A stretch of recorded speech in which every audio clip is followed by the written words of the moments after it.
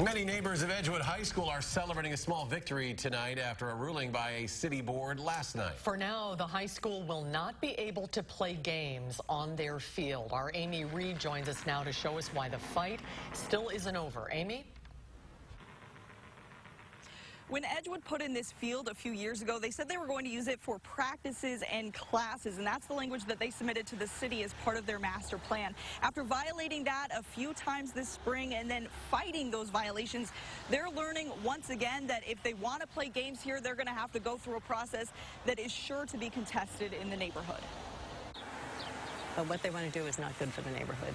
Kay Gabriel has lived next door to Edgewood High School for 20 years. To say she's noticed a difference between then and now would be an understatement. That's why she's opposed to Edgewood's plan to convert the field to a stadium and start playing games there. It would be like somebody living next door to you and having loud parties that you can't do anything about 40 nights a year. Edgewood first brought this forward to the city last year with an amendment to their master plan, which they've since dropped, that says that they'll only practice or hold classes here. They violated that a few times, and when they appealed those violations last night to the Zoning Board of Appeals, the board voted to uphold the violations, ensuring that if Edgewood wants to play games here, they must somehow change the master plan. It's a win for the neighborhood, but this is far from over.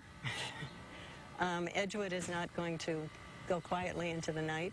Some neighbors don't trust the way the high school has handled this so far, but their alder, Tag Evers, hopes both sides can find middle ground. Edgewood has long been a pillar in our community. There's no denying that. There's an opportunity now for Edgewood to come back to the table and to engage in the process to amend their master plan and satisfy the concerns of the neighborhood. I think that's important. Edgewood's president said he's disappointed in the board's decision, but he and others at the school will keep fighting to give students the right to play games on their field. But Kay isn't sticking around to find out. Her and her husband are moving, but she hopes whatever happens next, Edgewood listens to the people like her before they move forward again.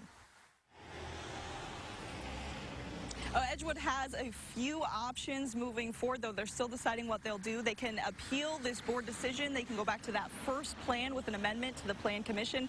They can wait out the master plan for 4 years, or they can drop out of it now. They told me that they are going to try and make a decision in the next week. Back to you. We'll continue to follow it. Amy Reed reporting live. Thank you, Amy.